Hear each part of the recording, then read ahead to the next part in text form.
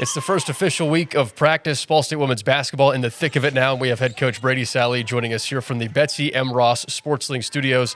Coach, appreciate your time amidst the busy schedule of this thing getting started. Yeah, I'm telling you, you got to be pretty important to get my time this part of the year. So that shows you where you fall on that ladder. No, I appreciate that. And you brought the shoe game, too, amidst your struggles of time management. Always do. Look good, play good, look good. That's the triangle. That's how we end the podcast after we just started it. Coach, you were talking about the Ryder Cup. How'd you fit the Ryder Cup into your schedule this morning? You had to wake up at like 3 a.m.? Priorities. You know, you just make time for what's important. But I had to turn it off. We were getting skunked, so we better figure some things out on the USA side. Here's the interesting part. Like, I don't know whether to go to practice and talk about the Ryder Cup because half my team's going to be rooting for the Euros, right? Yeah. So it'll be interesting to see how that all goes down. Well, I think you should bring it up once and just see what happens. We'll see. I'll tell them if they root for the wrong team, we'll run. So we'll get full USA support. What, first day of defense wasn't enough? There you go. No, never.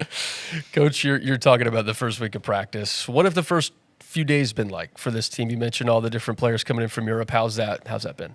Yeah, you know, really, it's the way the rules have changed in basketball, particularly, you know, the misnomer of the first official day. It's still exciting because there's kind of a countdown that starts happening to playing games. But we've been rocking and rolling since end of July, maybe August, because we had a few kids playing internationally. So, you know, we're at a point right now where, you know, years ago we wouldn't have dreamed of being where we are, right? The part with this group is compared to the group I've had the last 4 years, which basically ran things, right? We're having to coach every single dribble. So there's some huge jumps in our progression. And there's some times where you want to beat your head against the wall, you know. But the thing that I learned a long time ago is don't ever overestimate your opponent's struggles too, right? So, you know, it's easy to get caught up in, oh my gosh, we're in this and that and blah blah blah. Okay, well guess what? Like that team down the road's got 8 new ones, and this team down the road's got. And so then you start falling back on talent, and I really like our talent. It's allowing us to progress, I think, at a really good rate. So I'm not worried about if we're going to get there. There might be a when are we going to get there. And we might think we're there and take a step back here and there. It might be a little bit clunky early. But I think talent will not be the issue this year. More often than not, teams nowadays are probably going to have 5 to 9 new players. Just what you mentioned, don't underestimate the struggles of what your opponents are going through too. From your perspective, you talk about having to coach every dribble and making sure everything's in line every single day. How is that compared to last year with the championship team that had a group that was, like you said, they could go out and do their thing? Yeah, I think a lot of my mindset last year was not overdoing it. You know, not over practicing them, trying to meet them in the middle a little bit with what I knew we needed to do, and then their ability to know what to do and not having to drill it for, you know, 20 minutes, maybe drill it for 8, you know, and so trying to keep their heads fresh and trying to keep them, you know, heading down that highway towards that championship that we were able to get last year. And so, you know, this year you really have to take away all assumptions that they know what to do on any front. And even though we've got some kids with some experience, whether it's internationally or whether, you know, they're coming from Gonzaga or Butler or what have you, this experience is all new, right? The way we do it is all new. And so really, you know, as you're teaching X's and O's and you're trying to figure all that out, you're also trying to teach culture. You know, this is how we do it. You know, just simple things like, you know, I'll catch them walking around, like going from the baseline, walking out onto the court, getting ready to play. Well, you know, I had to crack them the other day, put them on the line and run them. because, all right, if you're not going to listen, then I got to treat you like a 3-year-old and I got to run you so that you try to figure it out. It's just little things like that, part of that is culture, part of that is toughness, part of that is just who Ball State women's basketball is and always has been. I've got a responsibility to the alums when they come back that they see a product that looks familiar to them. They all tell me I've softened up in my old age, and maybe I have. But I want them to come out and go, yep, that's Ball State basketball, and that's important to me as well. You don't want to lose the identity of what you've helped build with your staff and your former players. Yeah, it's been pretty daggone good. So I definitely don't want to get away from what we built, who we are, and who we're going to continue to be. Coach, when you look at everybody graduates, everybody leaves from last year's championship team, and you've got a few returning players, but that experience leaves. And now you have this new wave of international players and transfers coming into the program. For you, this is territory that you've done in the past too. You've had to bring in new teams, new players on a year-to-year basis. The last couple of years, the exception. What was it like constructing this year's roster from a recruiting standpoint? Yeah, it was really, as soon as really the MAC tournament kind of got to the end there, it was full steam ahead trying to put together a roster, right? It wasn't like you knew who wasn't going to come back. You knew these players were graduating. 100%, and we knew we knew the 6 that clearly their time was up. And then, we had 3 or 4 kids in there that, they wanted to play, and I wanted them to play. And so, we had to make some mutual decisions with those kids and myself about their future here. And so that opened up a few more spots, right? And, I think at times I would drive home and think, man, I'm nuts. Like I literally just put, 8 scholarships on the board. But, when the expectations around your program are to win championships and to win 27, 28 games a year, you have to make decisions with that in mind. There's to me, I don't even know what rebuild means. I honestly don't. Our program didn't catch on fire and burn down and we had to rebuild it. Our program didn't get hit by a tornado or anything like that. There's a lot of good things still intact. There's a lot of things that, the Zuri Ransoms and Grace Kingery's and Tessa Towers and Ashlyn Brooks of the world learned. And now it becomes a little bit of their turn, along with these new kids coming in. So, my whole career, if you're worth your salt at all, you've had to replace really good players and really good teams, right? So back to my Eastern Illinois days, into replacing Natalie Fontaine, into replacing the Renee Bennett, Jill Morrison years, all those kind of things. It's what you better be doing as a head coach in a program, or, you're just finding a year every now and then where you're successful and then you're just riding it to the next one. Not the way I'm built, not the way I think. So this is really, this is a really long answer to your question about, what it looked like rebuilding, but a lot of it was a mindset, right? Here's what we have to do.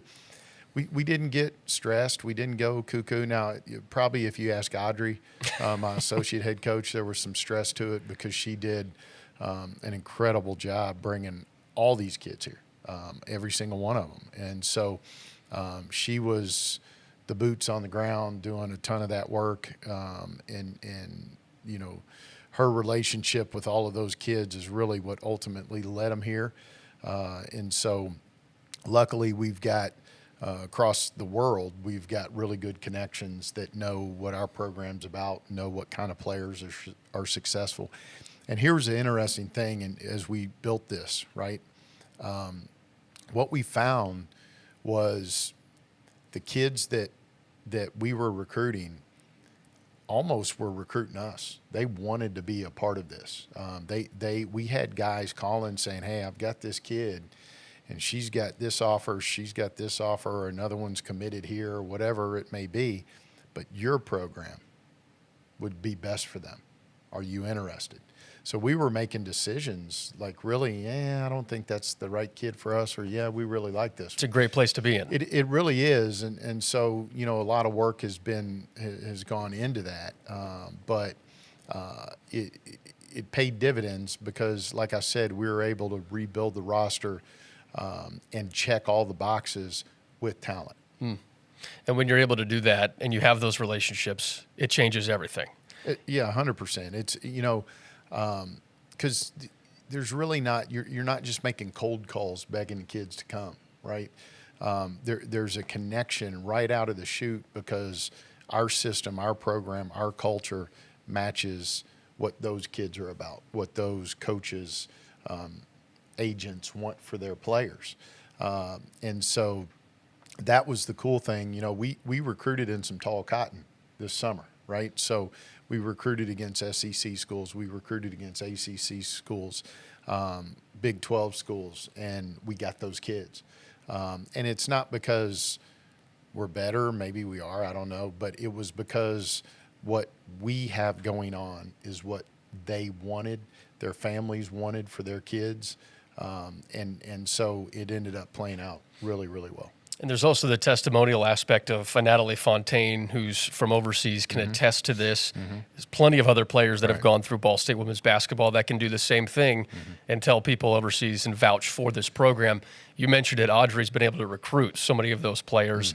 The foundation is there to be able to bring in 5 or 6 players from Europe and overseas and not bat an eye because you've done that. Right. No, and it's for me, like everybody's like, oh, how do you do it? And there's just no difference.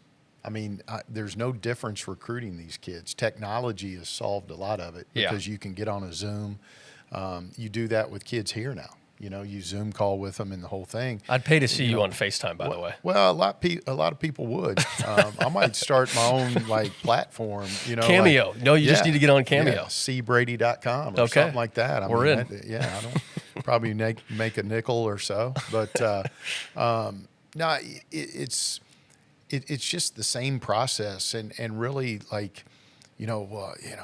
are these kids going to get along with these kids? Okay, well, how does a kid from Chicago get along with a kid from Indiana? Or how does a kid from Columbus, Ohio get along with a kid from Louisville, Kentucky? I mean, I don't know. I don't look at, I guess, humans that way. Like, okay, you're different because of where you're from, or you're different because of this or that. Like, I look at ball players and character, right? And to me, character doesn't come from a certain part of the world.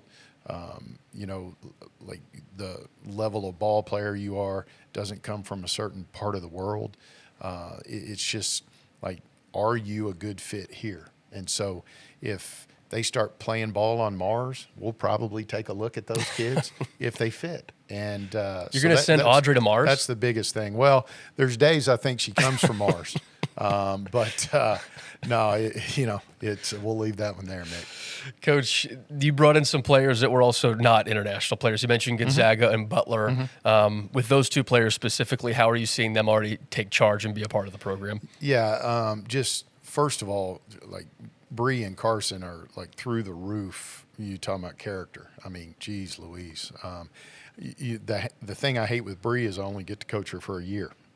Carson, we get a couple years out of, but great kids, hard workers, jumped in with 2 feet, wanted every bit of what this is, and I'm interested with those guys, not necessarily to compare and contrast the programs, but to hear the good things about where they were and the good things about what we do.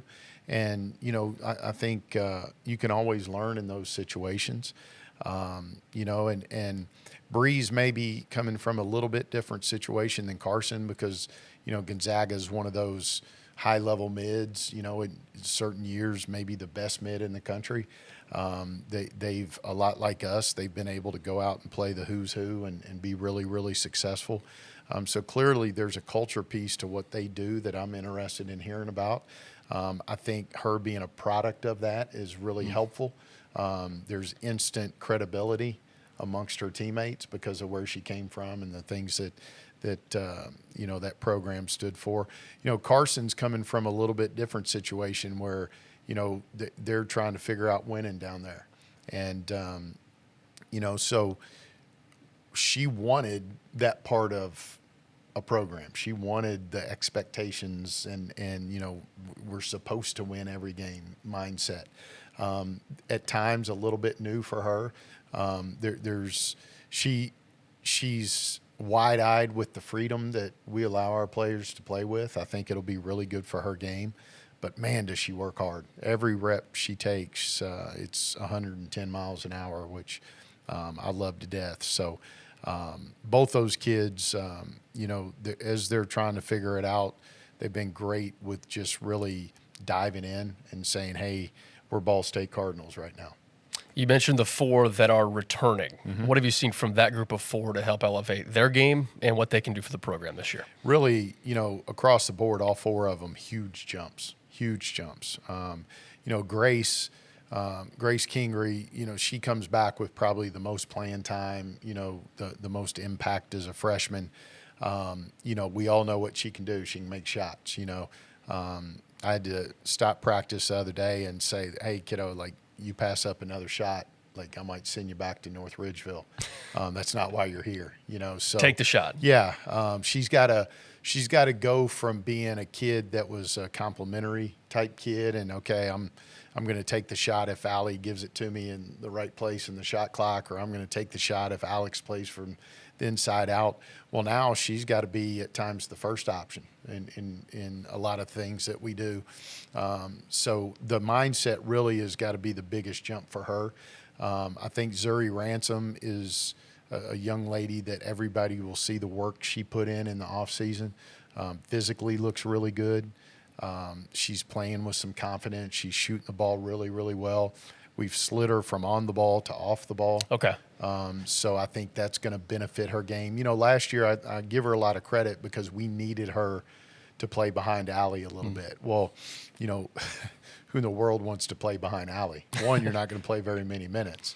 And 2, goodness, like you're going to come in and never, play as good probably, right? So she filled a huge role for us that way last year, and now we can get her a little bit more to where I think she can excel, and she's playing really, really well. We're excited about her. I think everybody will be jacked up with Tessa. They love her anyway. She seems to be a crowd favorite. They're either cheering for her or me. I don't know which one. Yeah, when I put her in, I'm feeling like they're cheering for me, but I'm going to guess probably her. It's fine. I'm sorry to say this, but it's Tessa. It's fine. It's fine. So, but she's moving better. I mean, she is running tremendously. She's gone from being a go stand under the basket, stick your hands up type of post player, which I think she's been coached that way a lot of her life because she's 6'5" and big and those kind of things. But now I told her the other day, I'm not interested in you being a post player. I want you to be a player. And so you can do these things that we do. Now, are you going to be out there shooting threes? No. But either was Alex Richard, right? So we're going to play to her strengths, and I think she's going to be at times a matchup nightmare. But she's in really, really good shape, playing with a lot of confidence, and she's working. And then Ashlyn Brooke is just been stung by the injury bug since, really in high school. And she's just, I think, through that year of that rehab that it seems to take with the knee, it really almost to the date, it seems like the year kicks in and things start looking different. She's stronger than she's ever been. She's a kid that can score the ball.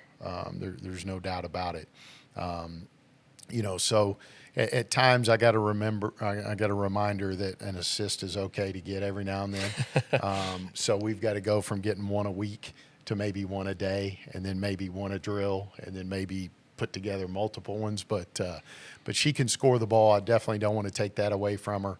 And really I look at it, it's up to me to figure out a way to take her ability to score the ball, figure out how to use it the best way in our system. So all 4 of those kids, I think, have taken real strides, and that's what you want for those kids in your program. We're used to having 8 of those, 9 of those returning.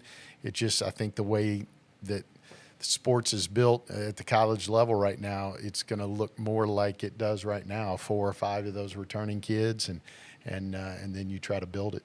Which in today's landscape, everybody's going through that. It's not just one team. Yeah. It's everybody's going through that process. Yeah, for the most part. Yeah, Yeah. there's a few outliers in there, but they'll go through it next year. Right. It's going to be hard to keep kids and teams like we kept with that core 4 as they nickname themselves. It's going to be hard to keep groups like that together moving forward. So when you do, you'll probably win some championships. Yeah, as we saw last year with the 2025 Ball State women's basketball squad. Coach, you mentioned the ability for Ash and Grace to shoot the 3-point ball. Mm-hmm.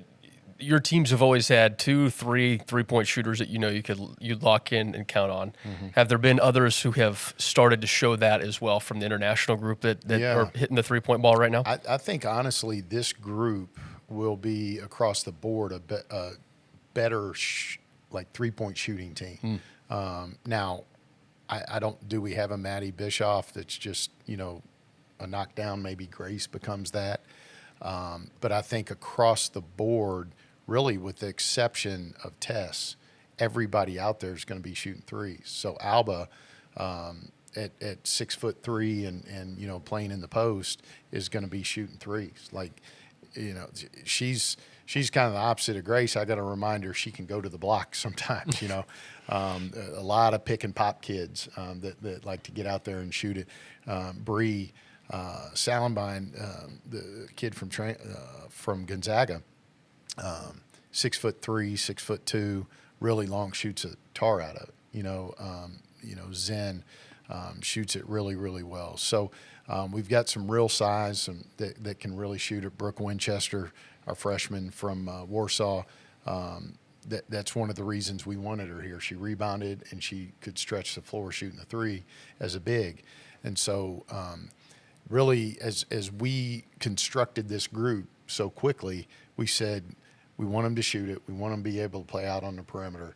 And those things have kind of played out so far. So your assistant coaches have a lot of 3-point drills lined up. A lot of them, yeah. Which you've got a good staff to do that. A lot of history there to make some threes. Yeah, and I mean we've got some history in both shooting a lot of them, and then we've got a couple that make a lot of them. Yeah, so that's true. We've got a staff full of shooters. Only a couple are makers, so it's fine. I won't get you in trouble and point out which one's which. They know who's who. Okay, well, we'll leave it there. Coach, before we let you go here, what else excites you about this group, being able to work with such a new, fresh team?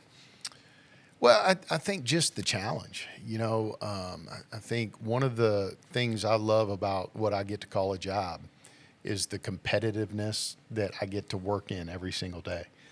The challenges that come my way every single day. You don't necessarily get to do that in a lot of occupations, right? You don't get the competitive juices quenched all the time, right? For us, it's literally like every hour on the hour. It's coming at you.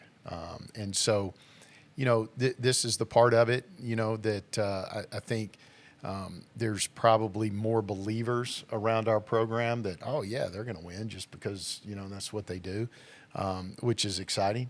But that's the challenge, and that's what I love. And honestly, it's crazy to say, but, nothing – my life hasn't changed since we won the championship. Honestly, nothing's changed. Nothing's changed. No, in a weird way. Yeah, I'm curious about this now. In a weird way, it was almost like the emotions of it were almost a little bit of a letdown.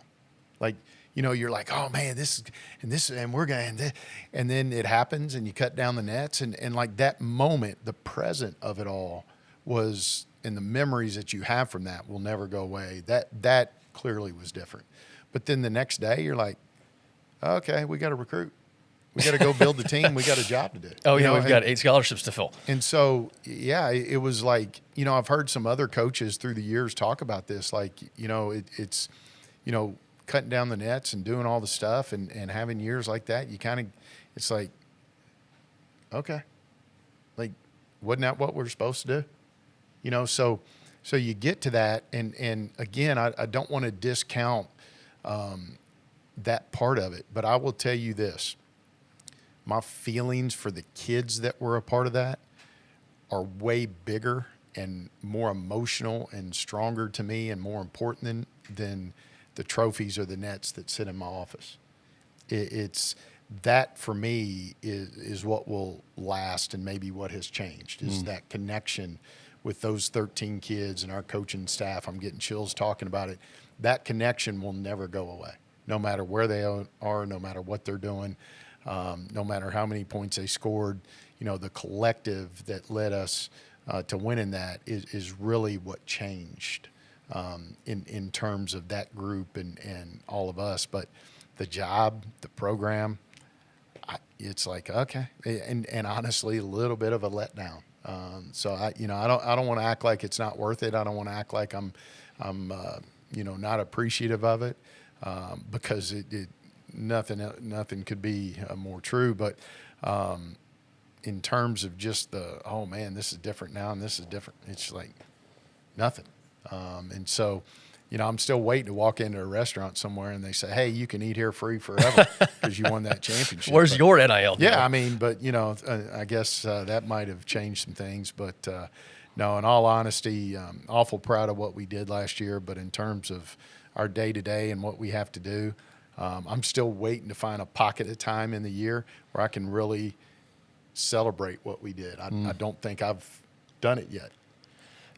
You said a lot of interesting things there, Coach. One that really sticks out to me is the next day you felt like, okay, we have to go recruit.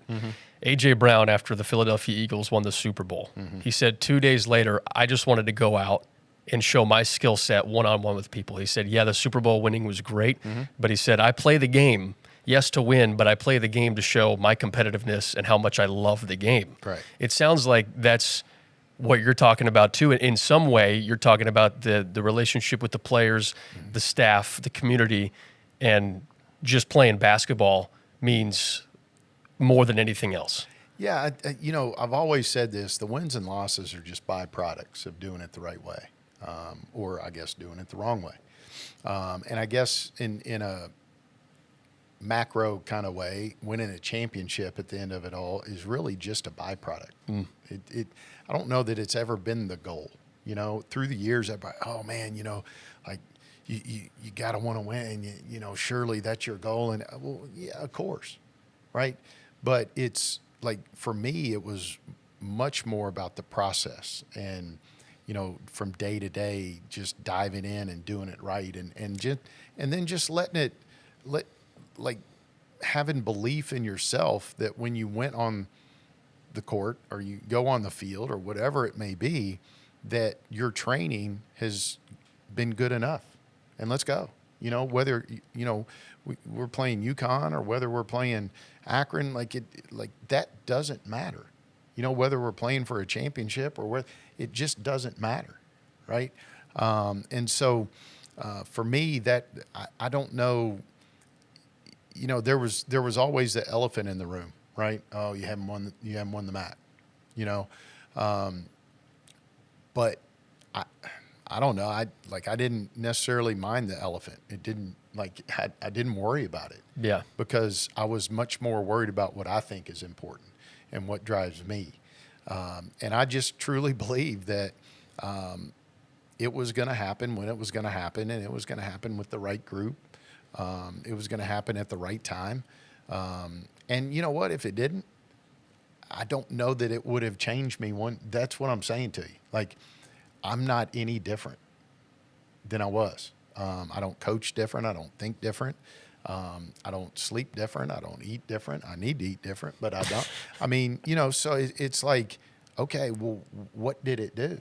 It put a couple trophies in your office. But the thing that I'm excited that it did do was it took those 13 kids and it connected them forever in the community, at Ball State, with me, with each other, with our staff. And that, to me, is the part that changed. Nothing else really did. And amidst all of that and the culture that you talked about, you were able to have student athletes want to come back for another year last year when they could have gone, in their eyes, maybe somewhere else. In Right. other people's eyes, they could have gone somewhere else and Right. done something different, but they chose to stay here because of everything that you just said. Right. And here's and I'm glad you brought that up. If there's any student athlete out there listening right now, okay, listen. If you listen to nothing else I said, listen to this one closely, okay? What those kids did, right, was they came in together, right? They became more than teammates. They became best friends, right? Not just for the time they were here, forever, right?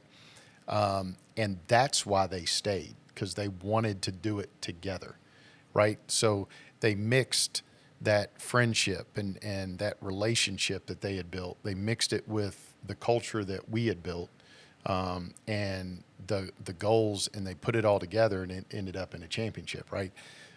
What the instant gratification of what a lot of athletes are doing now. Let me go get this money. Let me go get this opportunity. Let me go feed this ego. Let me go ... Too many of them are going to miss what Allie, Maddie, Marie, and Alex now have, right? Yeah, they have a championship ring. Yeah, they've got a net that they cut down and all those kind of things.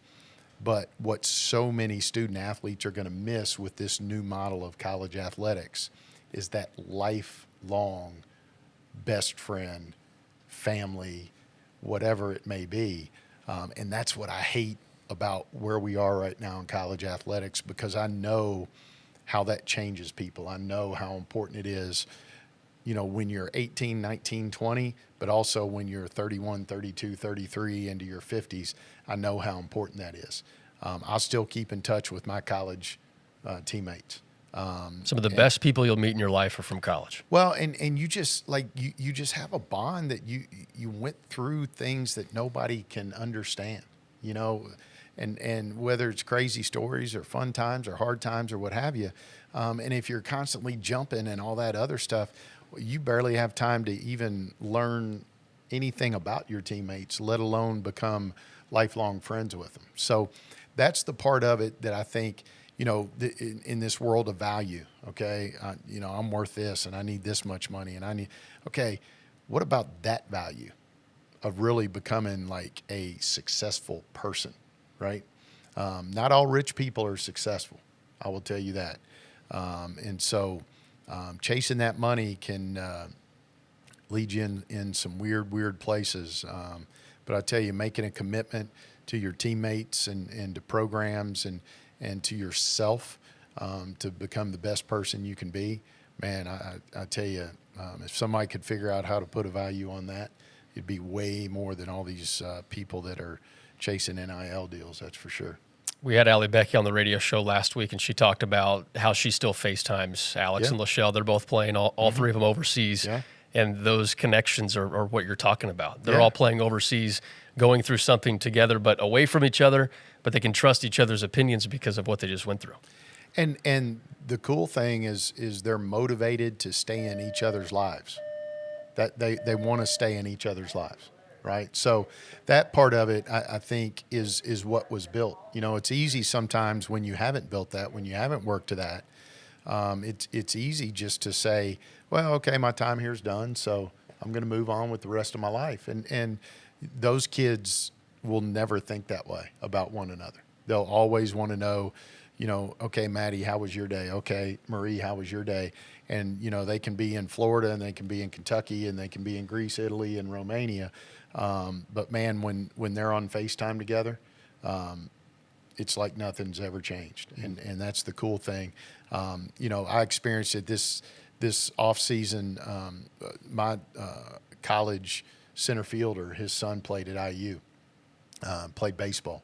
And so when IU played Ball State, we hooked up and went to the game, and the wrong team won. But other than that, but like when Carrie and I started talking, it was like no time had elapsed. And clearly, looking at my hairline, a lot of time has elapsed. He still looks like he can play, so I don't know what the heck happened to me. But you spent too much time on Cameo. Well, That's yeah, what it was. I think it's the stress of being a pitcher versus just how easy it is to be a center fielder. Okay. Wink, wink. But no, but we had the same laughs, we had the same relationship. Like we just and like those kind of things. I know how much they still mean to me. And so I know what's coming for those kids 10 years from now when they have families and careers and, all those kind of different things. I know what's coming for them. You look back to Anna Clefane and Telma, Iceland and Kentucky. Can there be two different Right. places ever, right? And those kids are connected forever, still keep in touch. And you look at, Anna's getting ready to start her really awesome job opportunity up in Boston. Telma's still playing, doing her thing in Iceland. But no matter where they are, they'll still be Telma and Anna, and so that part of it is, if you're a student athlete and you're in that whole world of let me chase the money and let me chase the ego, man, I'm telling you, step back for a second and listen to what I'm saying and chase the real stuff that will really, really change who you are and the kind of person you are. Chase that. And I'm telling you, you'll find success 100% of the time doing it that way. That is a perfect way to put a bow on this conversation, Coach. A season preview, a look back at the 25-year, and all the wisdom. Always appreciate your time. Always appreciate your insight. Good luck this year. We can't wait to see it all unfold. Looking forward to it. Thanks, Mick.